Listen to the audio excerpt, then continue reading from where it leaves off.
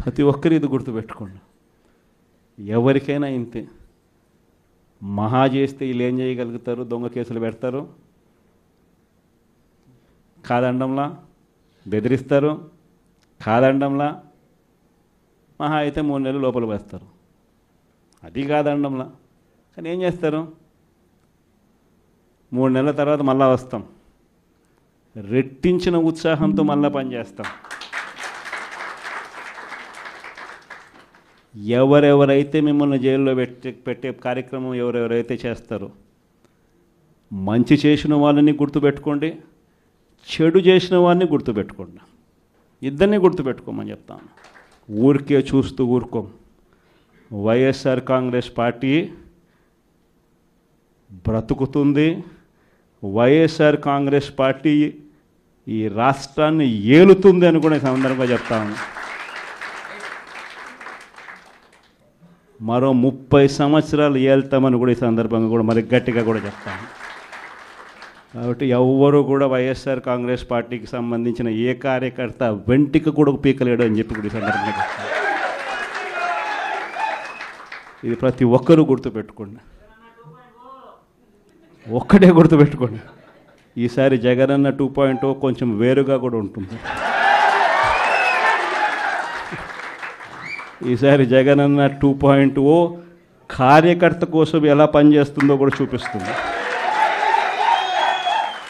ఇది మాత్రం నేను ఖచ్చితంగా చెప్తా ఉన్నా. ఎందుకనంటే జగనన్న 1.0లో బహుశా కార్యకర్తలకు నేను అంత గొప్పగా బహుశా చేయలేకపోయి ఉండొచ్చేమో.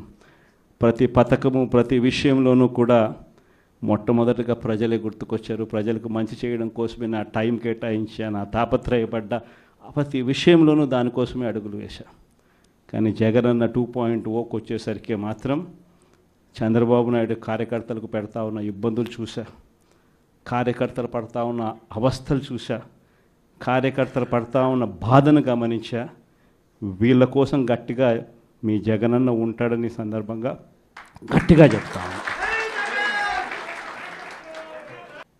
విజయవాడ లాంటి కార్పొరేషన్లో కూడా 49 స్థానాలు మనం అప్పట్లో గెలిస్తే తెలుగుదేశం పార్టీ కూటమి వీళ్ళకు వచ్చిన స్థానాలు 14, కమ్యూనిస్టులకు వచ్చింది 1. ఈ 49 స్థానాలకు మనం గెలిస్తే 64 గాను, వాళ్ళకు కేవలం 14 స్థానాలు ఉన్నప్పటికీ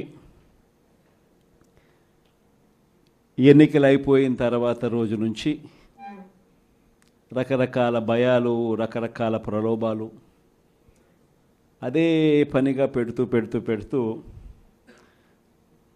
ఒక 11 మందిని మాత్రం భయపెట్టో ప్రలోభాలు పెట్టో తీసుకోవడం జరిగింది. అయినప్పటికీ 38 మంది నిఠారుగా నిలబడ్డారు అని చెప్పడానికి గర్వపడతాను. ఎందుకు ఈ మాట చెప్తా ఉన్నాను అని అంటే దానికి కారణం కూడా ఒకటే.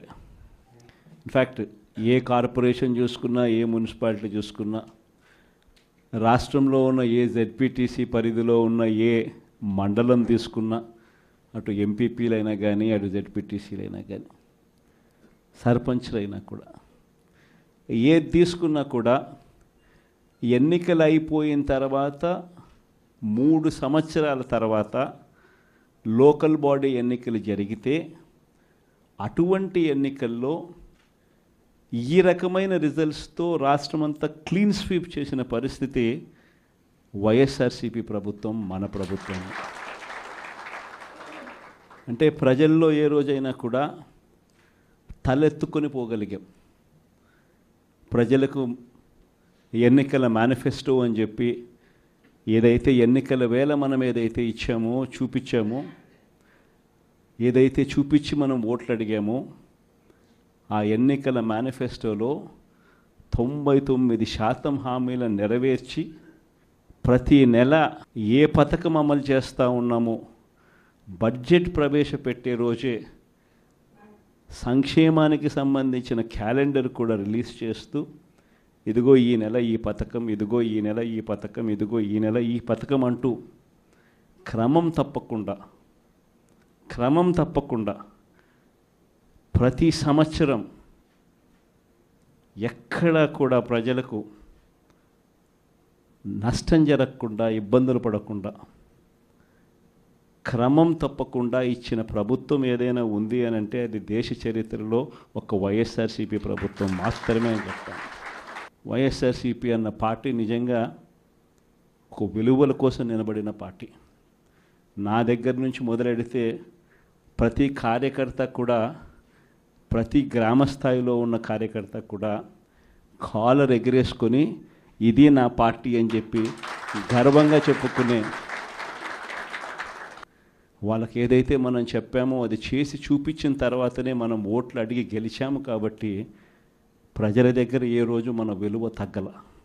కానీ ఎన్నికలైన 9 నెలలు కూడా తిరక్క మునిపే ఈరోజు ఏ తెలుగుదేశం పార్టీ కార్యకర్త కూడా గడప గడప అంటూ ప్రజల ఇళ్లకు వెళ్ళే పరిస్థితి ఏ ఒక్కరికి కూడా లేదు, ఎమ్మెల్యే దగ్గర నుంచి కార్యకర్త దాకా. కారణం, ఏ గడపకు వెళ్ళినా కూడా వీళ్ళు ఎన్నికలకు ముందు ఇచ్చిన వీళ్ళ మేనిఫెస్టో సూపర్ 6లు, సూపర్ 7లు ప్రజలు వీళ్ళకి ఇలా చూపించి, ఆ ఇంట్లో నుంచి ఒక చిన్న పిల్లాడు బయటకు వస్తాడు, నా 15,000 ఏమైంది అని అడుగుతాడు. ఆ ఇంట్లో నుంచి 2 పిల్లలున్నా 3 పిల్లలున్నా ప్రతి పిల్లాడు బయటకు వచ్చి ఆ తెలుగుదేశం పార్టీ ఇంటికి వచ్చిన తెలుగుదేశం పార్టీ నాయకుడిని, కార్యకర్తను ఆ పిల్లాడు కూడా ప్రశ్నిస్తాడు, నా 15,000 ఏమైంది అని. వీళ్ళింటికి పోయినప్పుడు ఆ పిల్లల తల్లులు ప్రశ్నిస్తారు, నా 18,000 ఏమైంది అని చెప్పి. 50 ఏళ్ళు నిండిన వాళ్ళు వచ్చి ప్రశ్నిస్తారు, నాకు 50 ఏళ్ళకే పెన్షన్ ఇస్తానన్నా నా 48,000 ఏమైంది అని చెప్పి. అదే ఇంట్లో 20 ఏళ్ళ పిల్లోడు, ఆ పిల్లాడు వచ్చి ప్రశ్నిస్తాడు, నాకు నెల 3,000 ఇస్తానన్నా 36,000 ఏమైంది, నా 36,000 ఏమైంది అని. అదే ఇంట్లో బహుశా విజయవాడలో కొంచెం రైతులు తక్కువేమో కానీ కొంచెం గ్రామీణ ప్రాంతాలకు పోతే రైతులు కూడా, కండువా వేసుకొని వచ్చే ప్రతి రైతు కూడా నా 20,000 సంగతి ఏమైంది అని అడుగుతాడు. ఇలా ఏ ఇంటికి వెళ్ళినా కూడా తెలుగుదేశం పార్టీ నాయకులకు కానీ, కార్యకర్తలకు కానీ ప్రజలకు సమాధానం చెప్పుకోలేని పరిస్థితుల్లో వాళ్ళు ఉన్నారు. ఎన్నికలప్పుడు ఏదైతే మాట చెప్పాడో ఆ రోజేమో మేము చెయ్యకపోతే మా కాలర్ పట్టుకోండి అని అన్నాడు. మరి ఈరోజు ప్రజలు కాలర్ పట్టుకుంటారేమో అని చెప్పి భయపడి రెడ్ బుక్ రాజ్యాంగం నడుపుతూ ఉన్నారు. ఈరోజు ఏమంటా ఉన్నారు, ఎన్నికలు అయిపోయిన 9 నెలల తర్వాత ఈరోజు ఏమంటా ఉన్నారు, సంపద సృష్టించడం ఎట్టనో నా చెవిలో చెప్తే నేను తెలుసుకుంటాను అంటున్నాను. ఇది వాస్తవాలు. ఇదే మాటలు ఎన్నికలకు ముందు నేను చెప్పా, చంద్రబాబు నాయుడు నమ్మడం అంటే చంద్రముఖిని నిద్ర లేపడమే అని. ఇదే మాటలు నేను ఎన్నికలప్పుడు చెప్పిన, చంద్రబాబు నాయుడు నమ్మడం అంటే పులి నోట్లో తలబెట్టడమే అని చెప్పి.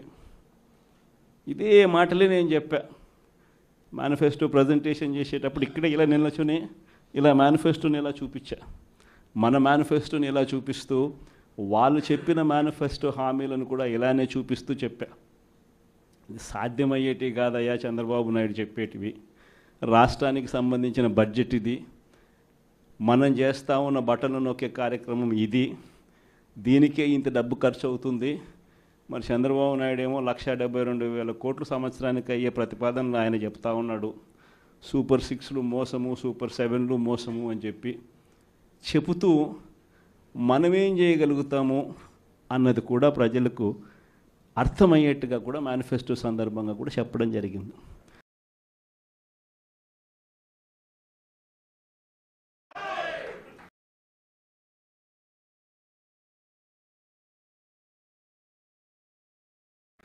ఈ రోజుకి కూడా నేను చెప్తా ఉన్నా, ఓడిపోయాం పర్వాలా, ప్రతిపక్షంలో కూర్చొని ఉండం అది పర్వాలా, మళ్ళీ రీలు వెనక్కి తిరిగి మళ్ళీ అదే రోజుకు మళ్ళీ తిరిగి వెళ్ళి కనీసం ఇలా జరుగుతుందని తెలుసు కదా, ఇప్పుడు ఎలా చెప్తావు అని చెప్తే మళ్ళీ ఆ రోజు వచ్చినప్పుడు ఇదే విధంగానే మళ్ళీ చెప్తా. ఎందుకనంటే రాజకీయాలలో విలువలు, విశ్వసనీయత అన్న పదానికి అర్థం అదే. ఎన్నికలు ఎప్పుడొచ్చినా కూడా అదే విలువలు, అదే విశ్వసనీయత అన్న ఒకే ఒక పదం మీద మళ్ళీ వైఎస్ఆర్సీపీ మళ్ళీ అఖండ మెజారిటీతో మళ్ళీ గవర్నమెంట్. కానీ ఈసారి ఫామ్ చేసినప్పుడు మాత్రం ప్రజలకు చంద్రబాబు నాయుడు నైజం పూర్తిగా అర్థమైపోతుంది. కాబట్టి మనల్ని మళ్ళీ 30 ఏళ్ళు అక్కడే కూర్చోబెట్టే విధంగా కూడా ప్రజలు ఖచ్చితంగా అడుగులు వేస్తారన్న నమ్మకం నాకుంది. ఎందుకంటే ఈరోజు ఒకవైపున ఇచ్చిన హామీలన్నీ కూడా పక్కకి వెళ్ళిపోవడం అన్నది ఒక ఆస్పెక్ట్ అయితే, రెండో ఆస్పెక్ట్ ఏమిటి అని అంటే ప్రతి వ్యవస్థ నిర్వీర్యం అయిపోయింది.